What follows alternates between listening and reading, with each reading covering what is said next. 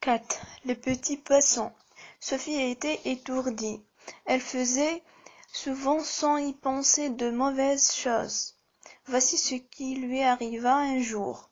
Sa maman avait des petits poissons pas plus longs qu'une épingle et pas plus gros qu'un tuyau de plumes de pigeon.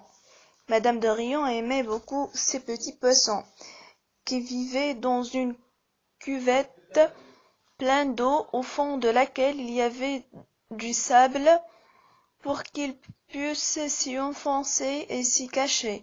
Tous les matins, Madame de Rion portait du pain à ces petits poissons. Sophie s'amusait à les regarder pendant qu'ils se jetaient sur les miettes de pain et qu'ils se disputaient pour les avoir.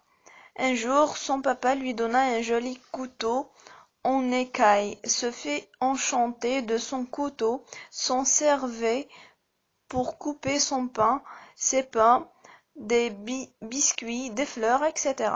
Un matin, Sophie jouait. Sa bonne lui avait donné du pain qu'elle avait coupé en petits morceaux.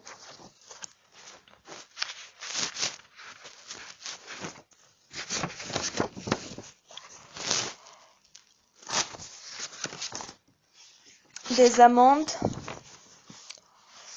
qu'elle coupait en tranches et des feuilles de salade. Elle demanda à sa bonne de l'huile et du vinaigre pour faire la salade. Non, répondit la bonne, je veux bien vous donner du sel, mais pas d'huile ni de vinaigre, qui pourrait tacher votre robe. Sophie prit le sel, en mit sur sa salade et lui en restait beaucoup. Si j'avais quelque chose à saler, se dit-elle, je ne veux pas saler du pain, il me faudrait de la viande ou du poisson. Oh, la bonne idée, je vais saler les petits poissons de maman. J'en couperai quelques-uns en tranches avec mon couteau, je salerai les autres tout entiers. Que ce sera amusant! Quel joli plat cela fera! Et voilà Sophie qui ne réfléchit pas que sa maman n'aura plus les jolis petits poissons qu'elle aime tant, que ces pauvres petits souffriront beaucoup d'être salés vivants ou d'être coupés en tranches. Sophie court dans le salon où étaient les petits poissons. Elle s'approche de la cuvette, les pêche tous, les met dans une assiette de son ménage, retourne à sa petite table, prend quelques-uns de ces pauvres petits poissons et les étend sur un plat. Mais les poissons qui ne se sentaient pas à l'aise hors de l'eau remuaient et sautaient tant qu'ils pouvaient. Pour les faire tenir tranquilles, Sophie leur verse du sel sur le dos, sur la tête, sur la queue. Enfin, ils restent immobiles. Les pauvres petits étaient morts. Quand son assiette fut pleine, elle en prit d'autres et se mit à les couper en tranches. Au premier coup de couteau, les malheureux poissons se tordaient en désespérés, mais ils devenaient bientôt immobiles, parce qu'ils mouraient. Après le second poisson, Sophie s'aperçut qu'elle les tuait en les coupant en morceaux. Elle regarda avec inquiétude les poissons salés, ne les voyant pas remuer, elle les examina attentivement et vit qu'ils étaient tous morts. Sophie devint rouge comme une cerise. Que va dire maman? Se dit-elle. Que vais-je devenir, moi, pauvre malheureuse? Comment faire pour cacher cela? Elle réfléchit. Un moment, son visage s'éclaircit. Elle avait trouvé un moyen excellent pour que sa maman ne s'aperçût de rien. Elle ramassa bien vite tous les poissons salés et coupés, les remit dans une petite assiette, sortit doucement de la chambre et les reporta dans leur cuvette. Maman croira, dit-elle, qu'ils se sont battus, qu'ils se sont tout entre-déchirés et tués. Je vais essuyer mes assiettes, mon couteau et ôter mon sel. Ma bande n'a pas heureusement remarqué que j'avais été chercher les poissons. Elle est occupée de son ouvrage et ne pense pas à moi. Sophie rentra sans bruit dans sa chambre, se remit à sa petite table et continua de jouer avec son ménage. Au bout de quelque temps, elle se leva, prit un livre et se mit à regarder les images. Mais elle était inquiète, elle ne faisait pas attention aux images, elle croyait toujours entendre arriver sa maman. Tout d'un coup, Sophie tressaille, rougit, elle entend la voix de madame de Rion qui appelait les domestiques, elle entend parler haut comme si elle grondait. Les domestiques vont et viennent, Sophie tremble que sa maman n'appelle sa bonne, ne l'appelle elle-même, mais tout se calme, elle n'entend plus rien. La bonne, qui avait aussi entendu du bruit et qui était curieuse, quitte son ouvrage et sort. Elle rentre un quart d'heure après. Comment si heureux, dit-elle à Sophie, que nous ayons été toutes deux dans notre chambre sans en sortir. Figurez-vous que votre maman vient d'aller voir ses poissons.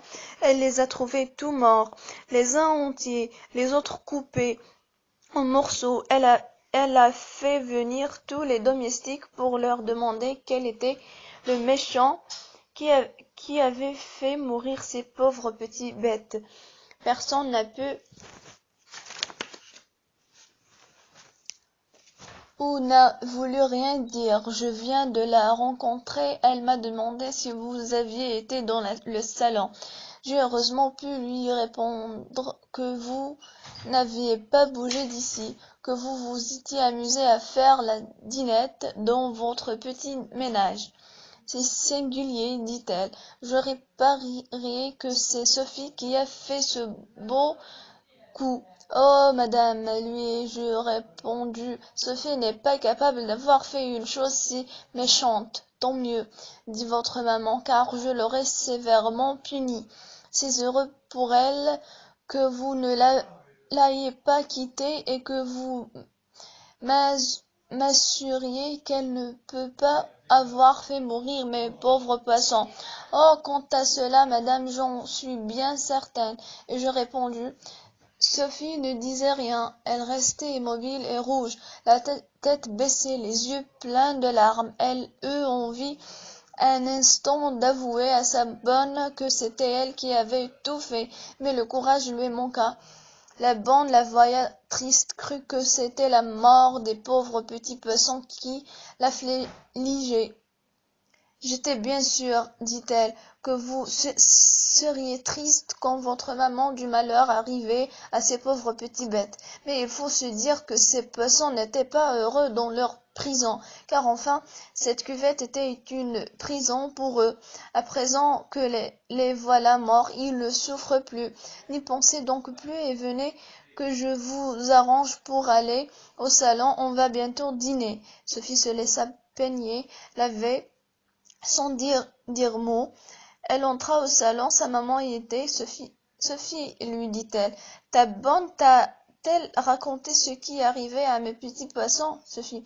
Oui, maman, madame de Rion.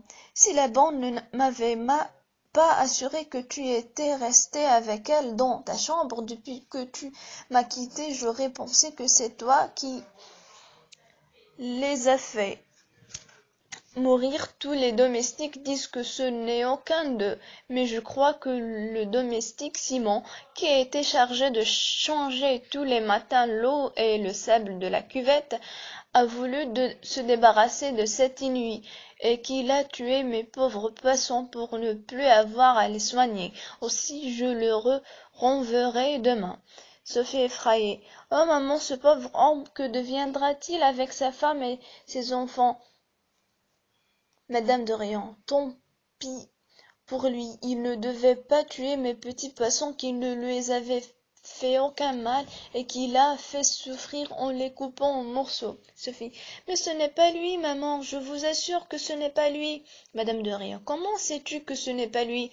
Moi je crois que c'est lui, que ce ne peut être que lui, et dès demain je le ferai partir. Sophie pleurant et joignant les mains. Oh maman, je ne le faites pas, c'est moi qui ne le faites pas, c'est moi qui ai pris les petits poissons et qui les ai tués, madame de Réan avec surprise. Toi? Quelle folie! Toi qui aimais ces petits poissons, tu ne les aurais pas fait souffrir et mourir?